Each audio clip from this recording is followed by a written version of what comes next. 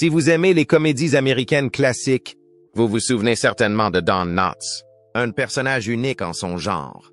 Avec ses yeux écarquillés, son charme nerveux et son timing impeccable, il a donné vie à l'un des personnages les plus aimés de la télévision. L'adjoint Barney Fife dans l'émission The Andy Griffith Show. Ce rôle lui a valu 5 Emmy Awards et une place permanente dans le cœur de millions de personnes. Don Knotts n'était pas seulement un comique. C'était un trésor national, le genre d'artiste qui pouvait faire éclater une salle de rire d'un simple regard ou d'un bégaiement. Mais derrière les rires se cachait un homme dont les derniers instants ont été marqués par quelque chose de bien plus profond, quelque chose de profondément humain.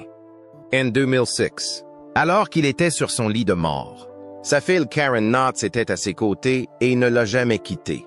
Elle lui a tenu la main et l'a réconforté pendant les dernières heures de sa remarquable vie. L'homme qui a fait rire le monde entier faisant maintenant face à son dernier lever de rideau. Et puis, dans un moment de silence et d'émotion qui restera à jamais gravé dans sa mémoire, Don Knotts a murmuré ses derniers mots. Pendant des années, Karen a gardé ces mots près de son cœur, les protégeant avec la révérence qu'ils méritaient. Mais récemment, elle a décidé de les partager et ce qu'elle a révélé est plus surprenant, plus émouvant que quiconque aurait pu s'y attendre. Restez avec nous, car les propos de Don Knotts risquent de vous laisser sans voix. Mais avant cela, pour comprendre l'homme derrière le rire, il faut savoir d'où il vient. Bien avant les Emmys, avant les lumières d'Hollywood et les applaudissements sans fin, il était Jesse Donald Knotts, un garçon tranquille issu d'un foyer perturbé de Morgantown, en Virginie occidentale. Né dans la pauvreté pendant la Grande Dépression, il était le plus jeune enfant d'une famille déjà accablée par les difficultés. Et il était inattendu. Son enfance est loin d'être joyeuse. Elle a été marquée par l'instabilité, le silence et les ombres de la peur. Pourtant, d'une manière ou d'une autre, une étincelle a émergé de ses premières luttes, un besoin d'apporter de la lumière, de créer de la joie là où il n'y en avait pas. Et cette étincelle est devenue le génie comique que le monde entier a fini par adorer. Sa mère, Elsie Luzetta Knotts, avait déjà 40 ans lorsqu'il est né, le plus jeune de loin de 4 garçons. Son père, William Jesse Knotts, était un fermier endurci, autrefois autosuffisant, mais qui s'effilochait lentement sous le poids de la schizophrénie et de l'alcoolisme. 1 mois avant l'arrivée de Don, la famille a dû abandonner sa ferme. Les temps sont très durs. La maison des Knotts n'était pas chaleureuse. La maladie mentale de son père tournait souvent à la violence. Don se souviendra plus tard des moments terrifiants où son père le menaçait avec un couteau. Pour y faire face, le jeune Don s'est réfugié dans son imagination, se construisant un monde privé plus sûr, plus drôle et beaucoup plus indulgent que celui dans lequel il vivait réellement. Ses frères aînés, Willis, William et Ralph, surnommés Sid, étaient pratiquement adultes lorsque Don est arrivé. Ils ne s'entendaient pas facilement avec leurs frères ou sœurs beaucoup plus jeunes qu'eux, comme leur père. Ils buvaient beaucoup, et même s'ils s'en prenaient souvent à Don, ils les voyaient toujours comme des êtres plus grands que nature, surtout Sid. Sid avait une étincelle comique naturelle et pouvait faire rire la famille même dans les moments les plus sombres. Pour Don, Sid était plus qu'un frère. C'était un héros personnel. C'est alors que survient la tragédie. Sid est mort subitement d'une grave crise d'asthme, laissant un vide dans la famille et dans le cœur de Don. C'est une perte qu'il n'a jamais oubliée. Désespéré par le manque de réconfort, Don se tourne vers quelque chose d'inhabituel. Un mannequin nommé Danny. Danny n'était pas un simple jouet. Il était le partenaire inventé de Don, son ami imaginaire devenu accessoire de comédie. Avec Danny, Don a commencé à faire de petits numéros, trouvant de la joie et de la confiance à faire rire les autres, même si ce n'était au début qu'un simulacre. Au lycée de Morgantown, Don commence à sortir de sa coquille. Il était apprécié, drôle et même élu président de la classe. Mais la popularité n'efface pas ses doutes. Il se sentait maigre, pauvre et pas à sa place.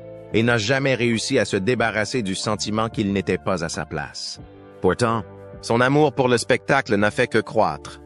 Lorsqu'il obtient son diplôme, Don est convaincu qu'il veut faire carrière dans le show business. Il emballe donc ses rêves, son mannequin et son courage, et se rend à Manhattan à l'âge de 18 ans. La ville de New York, cependant, ne lui déroule pas le tapis rouge. Sa première audition est un échec, et la grande ville n'est pas tendre avec un enfant timide et sans relation. Déçu, mais pas vaincu, Don est rentré chez lui et s'est rapidement engagé dans l'armée américaine pendant la Seconde Guerre mondiale. Ironiquement, c'est là, alors qu'il servait son pays, qu'il a trouvé un public inattendu. Il s'est produit dans des spectacles de variété de l'armée, utilisant son humour pour remonter le moral des soldats. C'est la première fois qu'il goûte à une véritable performance. Et les gens l'adorent. Après la guerre, Don n'a pas abandonné son rêve. Au contraire, il est retourné à l'école. Il s'est inscrit à l'Université de Virginie-Occidentale et a obtenu un diplôme en éducation avec une mineure en orthophonie. Diplômé en 1948, il rejoint la fraternité Phi Sigma Kappa, affinant ses talents d'orateur et continuant à nourrir l'artiste qui sommeille en lui. À partir de là, le monde s'ouvre à lui. Début de carrière, Don Knotts a passé près de 3 ans aux États-Unis. Army. De juin 1943 à janvier 1946. Il n'a pas été soldat dans les tranchées, mais il a remonté le moral des troupes. Il sert dans le 6817 et bataillon des services spéciaux, une unité conçue non pas pour le combat, mais pour la comédie. Son travail, faire rire les troupes. Et c'est ce qu'il a fait. Il a traversé le Pacifique et s'est produit dans le spectacle de variété itinérant de l'armée, Stars and Gripes. Il n'était pas seulement un clown en uniforme, il était décoré. Lorsqu'il a quitté l'armée, Don avait reçu la médaille de la victoire de la Seconde Guerre mondiale, la médaille de la libération des Philippines, la médaille de la campagne Asie-Pacifique, avec 4 étoiles de bronze, la médaille de la campagne américaine, la médaille de bonne conduite, l'insigne de tireur d'élite pour la carabine M1 et l'épingle de revers pour service honorable. Il s'est peut-être engagé dans l'armée pour échapper à la vie d'une petite ville et à une enfance difficile. Mais il en est reparti avec un but, de l'assurance et une présence sur scène. Après avoir été démobilisé en tant que technicien de grade 5, soit l'équivalent d'un caporal, Knotts est retourné en terre inconnue, à l'Université de Virginie-Occidentale. Cette fois, c'était différent. Ce n'était pas seulement un étudiant, c'était un vétéran avec des histoires à raconter, un timing à affiner et une présence sur scène façonnée par les foules de la guerre. Sur le campus, il s'est mis sous les feux de la rampe, se produisant régulièrement et reprenant confiance en lui. Mais quelque chose d'autre s'est produit au cours de ce deuxième passage à l'université. Quelque chose de beaucoup plus personnel. Il est tombé amoureux. Knotts rencontre et épouse Kay Metz, une relation qui façonnera sa vie après l'université. Avec un diplôme en éducation et une mineure en orthophonie à son actif, et une femme à ses côtés, Knotts remballe ses espoirs et retourne cette fois à New York. Déterminé à réussir, cette fois, il n'est plus un inconnu. Grâce aux relations militaires qu'il a nouées pendant son service, des portes ont commencé à s'ouvrir. Il se lance dans le circuit des clubs de comédie, racontant des blagues dans des salles enfumées.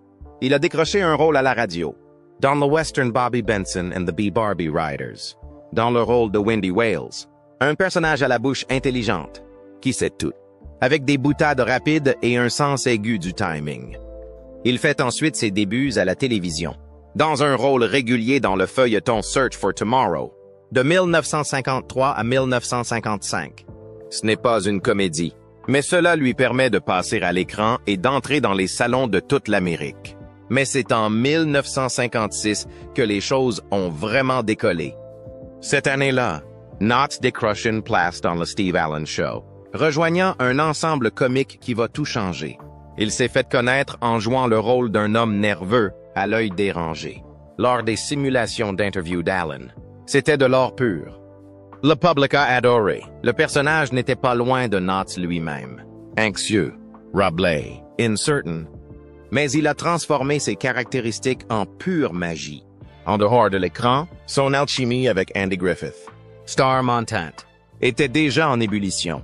De 1955 à 1957, Ils ont joué côte à côte à Broadway dans No Time for Sergeants. Knotts y joue deux rôles hilarants. Un prédicateur aux yeux écarquillés et un caporal maladroit nommé Manuel Dexterity.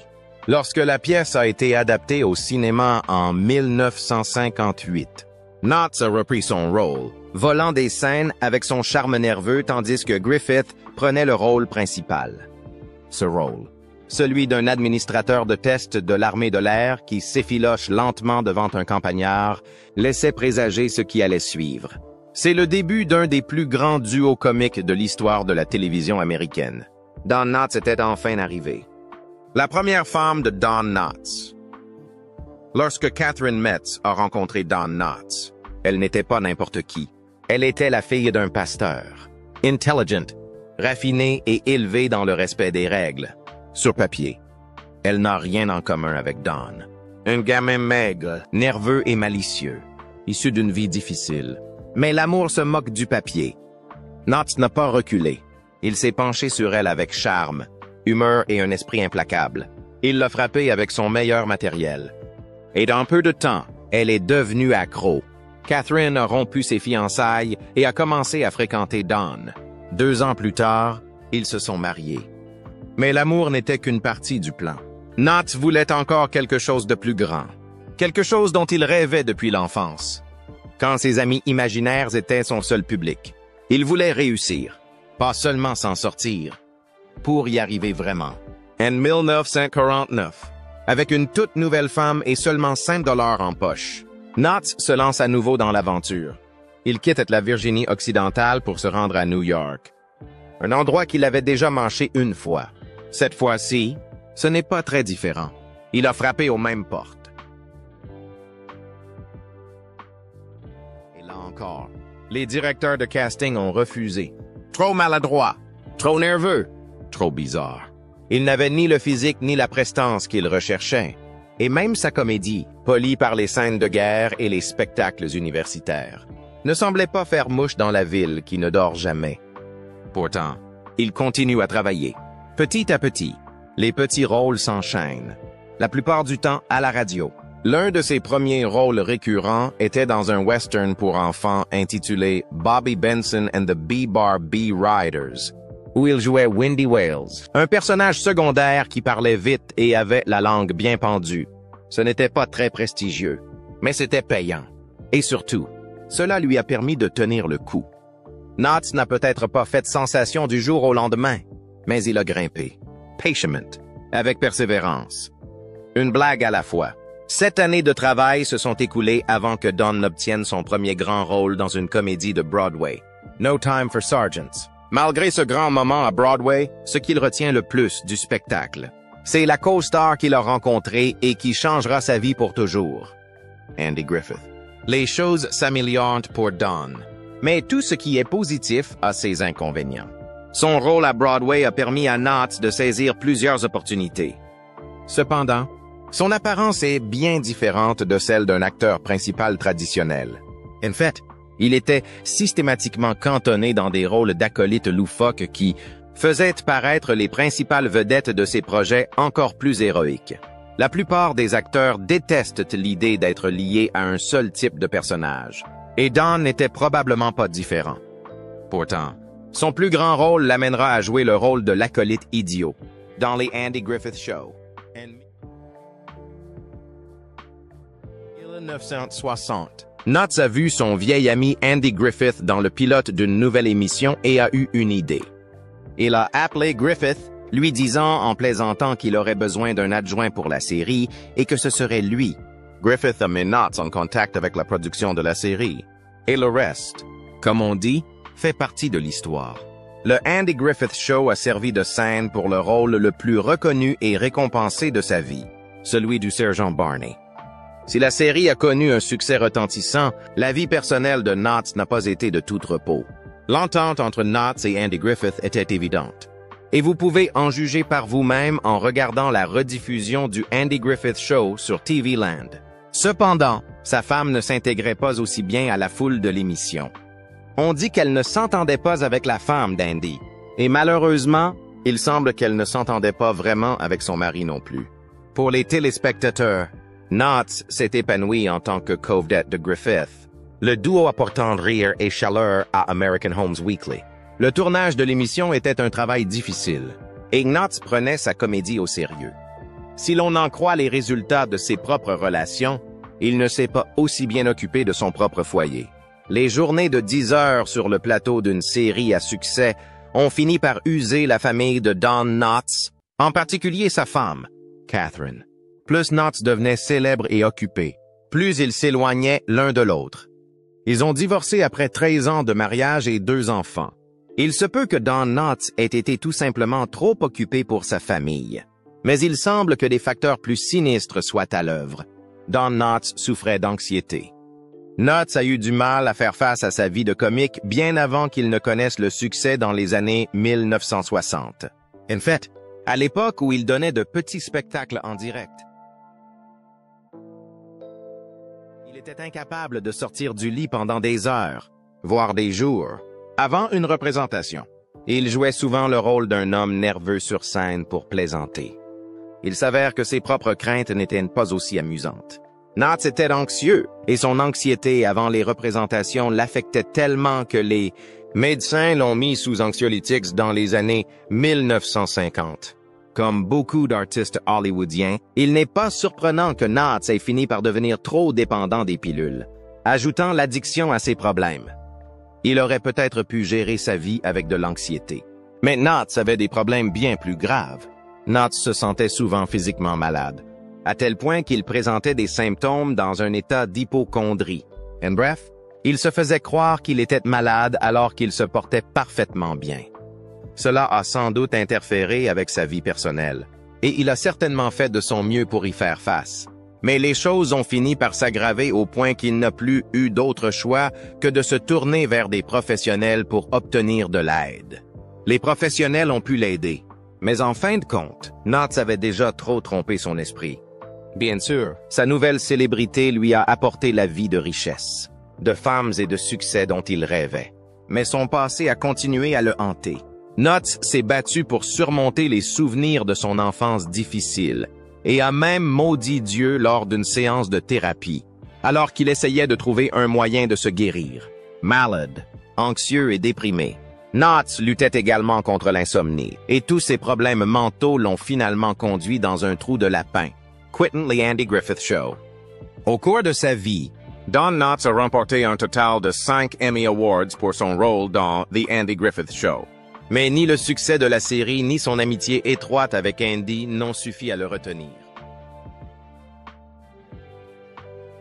La série se poursuivra pendant plusieurs saisons, mais Knotts la quitte officiellement en 1965, car il pense que la série se terminera après 5 saisons. Il avait un contrat de 5 ans et a commencé à explorer d'autres opportunités, y compris un contrat de cinéma avec Universal. Bien qu'il ait été ouvert à un retour dans l'émission, il s'est finalement concentré sur sa carrière cinématographique. Bien qu'il ait quitté la série en tant que membre régulier, Knotts est revenu dans le Andy Griffith Show pour quelques apparitions en tant qu'invité au cours des saisons suivantes. Le public a eu l'impression que le départ de l'acteur diminuait la qualité du Andy Griffith Show. Sa fille a déclaré que Knotts était parti à cause de la routine quotidienne du travail à la télévision. Filmer pour la télévision est certes un travail difficile, mais apparemment, ce n'était pas la seule chose qui occupait l'emploi du temps de Knotts. Knotts, l'homme à femme. Bien que son premier mariage se soit soldé par un désastre, Knotts ne s'est pas pour autant éloigné du marché. Il jouait régulièrement les seconds rôles à l'écran. Mais en dehors de l'écran, il fréquentait beaucoup de femmes et d'autres célébrités le considéraient comme un homme à femme. Il était peut-être en train de faire un tabac dans le monde des relations amoureuses, mais malheureusement, cela lui a monté à la tête. En 1969, Knotts décroche un rôle principal dans le film humoristique À l'eau de rose de Love God. Il y incarne le propriétaire d'un magazine qui relance son entreprise en publiant des articles beaucoup plus osés, ce qui fait de lui un célibataire populaire. Knotts a sauté sur l'occasion de jouer quelque chose d'opposé au bien-aimé Sir John Barney, mais il n'a pas joué le rôle du célibataire dans le film aussi bien qu'il le fait dans la vraie vie. Certains critiques ont adoré le film, mais il a finalement échoué. et de nombreux cinémas ne l'ont même pas projeté. Le public ne pouvait tout simplement pas accepter Knotts dans le rôle de Don Juan, et il n'a plus jamais essayé un tel rôle. Il ne semblait pas prêt à renoncer à une carrière d'acteur principal. Mais si l'on se fie à ce qu'il a fait par la suite, il aurait peut-être dû le faire. Knotts se tourne alors vers le cinéma et signe même un énorme contrat avec Universal. Dans les années qui suivent, il est à la tête de plusieurs films comiques. Don't the Incredible Mr. Limpet at the Reluctant Astronaut. Aucun de ces films n'a été aussi bien accueilli que son travail à la télévision. Et Knotts le sentait. Il retourne à la planche à dessin, mais sans grand succès. En 1970, le Don Knotts Show est diffusé pour la première fois. Knotts a signé pour animer sa propre émission de variété et les attentes quant à son succès sont énormes. Cependant, Knotts étant en concurrence avec plusieurs autres émissions de variété populaires à l'époque, ce fut un flop désastreux.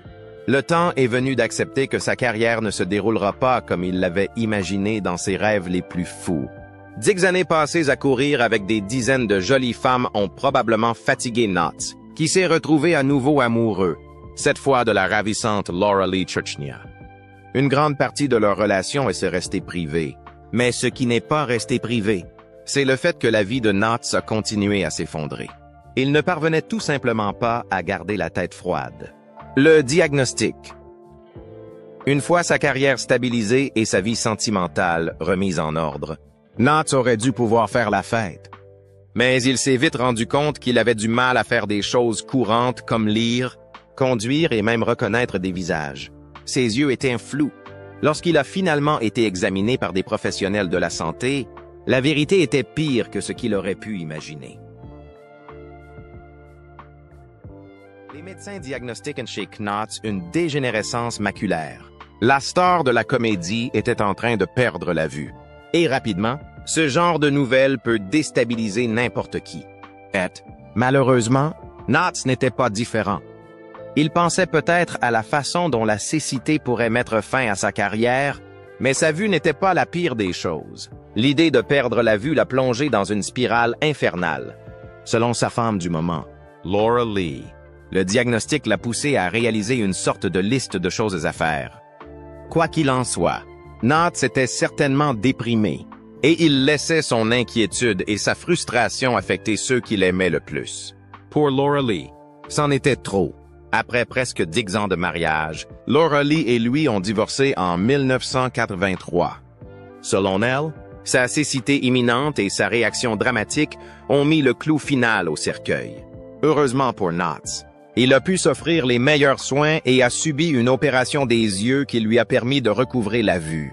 Tragiquement, d'autres problèmes se profilaient à l'horizon. Nous avons tous nos vices, et l'un de ceux de Knotts était son habitude de fumer. Cette habitude était très à la mode parmi les autres célébrités à l'époque où il vivait à Hollywood. À sa décharge, il a fini par abandonner cette habitude en vieillissant. Peut-être parce que les risques commençaient à être mieux connus. Mais le mal était déjà fait, et sa tentative de réforme est arrivée trop tard. Au début des années 2000, les médecins ont diagnostiqué un cancer du poumon chez Knotts, bien qu'il ait abandonné cette mauvaise habitude plus de 10 ans auparavant. Après tout, il avait vaincu la cécité et avait donc bon espoir de survivre. C'est peut-être la raison pour laquelle il a géré la situation d'une manière inhabituelle. Même lorsqu'il est devenu évident qu'il devait suivre une chimiothérapie, Knotts n'a pas parlé de la gravité de son diagnostic à ses enfants. Il avait la réputation de faire rire tout le monde, y compris ses enfants, et voulait probablement garder les choses légères. Knotts était également convaincu qu'il allait vaincre son cancer. Il gardait clairement espoir, à tel point qu'il a tout de même procédé à un changement de vie majeur. La femme qui a tout obtenu. En 1987, Knotts a travaillé sur une sitcom intitulée What a Country. Il était déjà âgé et avait dépassé la soixantaine, et la production a engagé une jeune et belle actrice, Francie Yarborough, pour aider Knotts à mémoriser ses répliques. Bien que le spectacle lui-même n'ait pas été très spécial, sa rencontre avec Frances a dû l'être. Si l'on considère ce qu'il a fait lorsqu'il l'a revu, malgré leur différence d'âge de plusieurs dizaines d'années, ils sont tombés amoureux. Frances a dit qu'elle avait fini par tomber sous le charme de sa vulnérabilité, et les deux se sont mariés en 2002. Malheureusement, nous ne saurons jamais vraiment si c'était l'amour que Knots recherchait depuis toujours, car ils ont manqué de temps ensemble bien trop tôt, en 2006. L'état de santé de Knots a pris une tournure tragique.